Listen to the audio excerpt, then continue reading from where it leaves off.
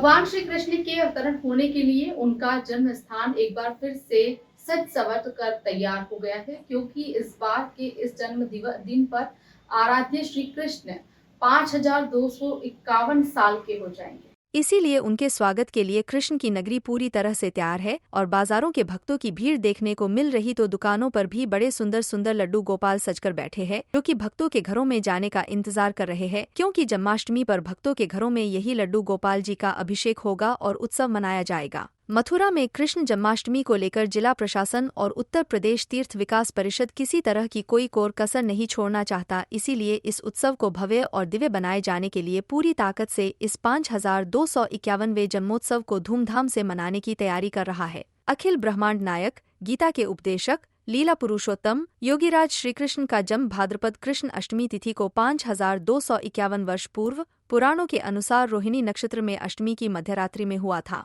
मथुरा में श्रीकृष्ण जन्माष्टमी का पर्व अपार श्रद्धा, भक्ति और उल्लास के साथ मनाया जा रहा है। जन्माष्टमी के पर्व पर देश विदेश से बड़ी संख्या में श्रद्धालु मथुरा में पधार रहे हैं। जन्माष्टमी के अवसर पर यूपी ब्रज तीर्थ विकास परिषद द्वारा भगवान श्रीकृष्ण की विभिन्न लीला स्थलों में रंगारंग कार्यक्रम आयोजित किए जा रहे हैं, जिसमें देश के शीर्ष स्तर के ख्याति प्राप्त कलाकारों के कार्यक्रम आयोजित किए जा रहे हैं, जिसके लिए शहर के सभी चौक चौराहों पर सजावट करी जा रही है। वहीं उन सब पर कृष्ण की लीलाएं और सांस्कृतिक कार्यक्रम कलाकारों के द्वारा किए जाएंगे। इस बार ये उत्सव 3 दिवसीय प्रदेश सरकार बना रही है। मथुरा में अब हर तरफ भक्तों की भीड़ दिख रही है और इस बार जनस्थान पर भगवान के जन्म के उत्सव में देश दुनिया से आए श्रद्धालुओं को बड़े ही सुंदर भगवान के श्रृंगार और उनके स्थान के दर्शन होने वाले हैं, जिसके लिए कृष्ण जन्मस्थान संस्थान की तरफ से भी सभी तैयारी पूरी की जा चुकी है। जहां महीनों से साज सज्जा का कार्य किया जा रहा है, तो वहीं बड़ी ही मनभावन पोशाक इस बार अपने जन्म के मौके पर कान्हा धारण करने वाले हैं, जो कि 6 महीनों की मेहनत के बाद अब प्रभु को अर्पण की जाएगी।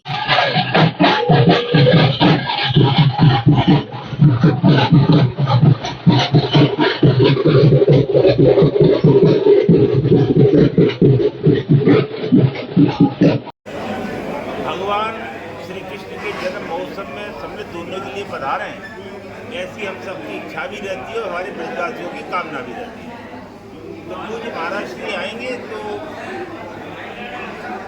महाराज जी को तो श्री ठाकुर जी के दर्शन का उस महोत्सव में सम्मिलित होने का अवसर मिलेगा ही। हम सबको भी पूज्य महाराज श्री का मार्गदर्शन आशीर्वाद प्राप्त होगा। इस वर्ष गर्भगृह की जो सज्जा है वो बड़ी अनूठी और विशिष्ट है। जो श्रद्धालु इस वर्ष गर्भगृह के दर्शन करेंगे, निश्चित रूप से उनको द्वापर कालीन कंस के कारागार के स्वरूप के दर्शन प्राप्त होंगे। इसके लिए लगभग 1 वर्ष से विभिन्न प्रकार की सामग्रियों के द्वारा डिजाइन को तैयार कराया जा रहा था, जो लगना शुरू हो गया है और उससे मंदिर की वास्तु से छेड़छाड़ बिना किए हुए गर्भगृह की जो सज्जा होगी वो बड़ी विशिष्ट होगी। और लोग जो श्रद्धालु आएंगे कि कंस के कारागार में कृष्ण का प्राकट्य हो रहा है, तो उनको उसी भाव से वो भाव का दर्शन भी होगा, ऐसा हमारा प्रयास है।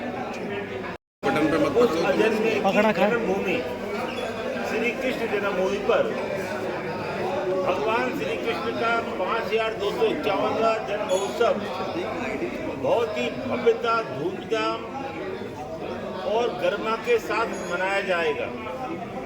शास्त्रीय मर्यादाओं, उत्सव की परंपराओं, श्रुतियों, स्मृतियों और ब्रज की परंपराओं के अनुरूप इस महोत्सव का आयोजन किया जा रहा है।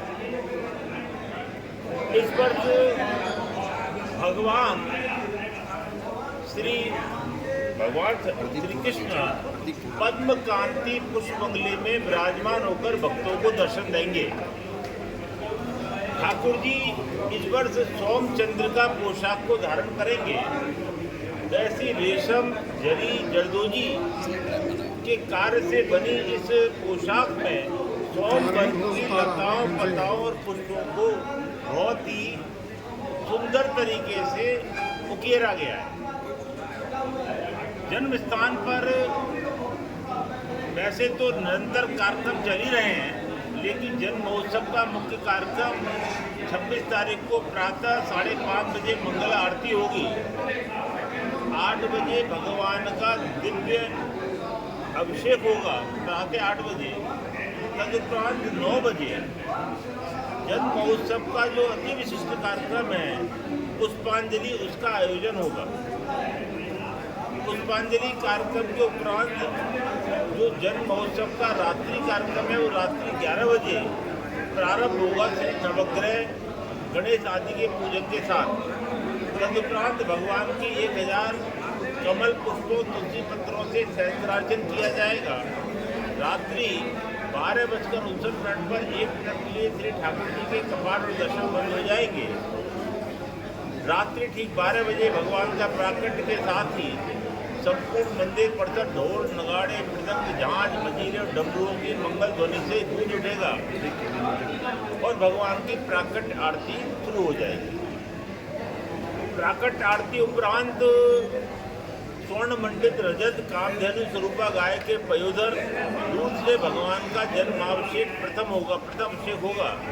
तदुपरांत संस्थान के अध्यक्ष परम पूज्य महंत नंद गोपाल दास जी महाराज के दिव्य सानिध्य में भगवान का जन्माभिषेक होगा, जिसके बारे में कहा जाता है कि उसके दर्शन देव देवादेव महादेव भी लालायित रहते हैं। मंदिर में श्रद्धालुओं को किसी प्रकार का सुविधा न हो, इसके लिए बहुत व्यवस्था सुनिश्चित की जा रही है। मंदिर के जन्मभूमि के परिसर में रात्रि 1:30 बजे तक 1:30 तक प्रवेश रहेगा और जो श्रद्धालु प्रवेश मंदिर में परिसर में कर लेंगे उनको दर्शन अवश्य प्राप्त हो जाए, इस भावना से मंदिर में ठाकुर जी के दर्शन रात्रि 2 बजे तक रहेंगे। मुख्यमंत्री जी के आगमन की बात की जाए तो क्या तैयारी रहेगी, क्या कंफर्म है?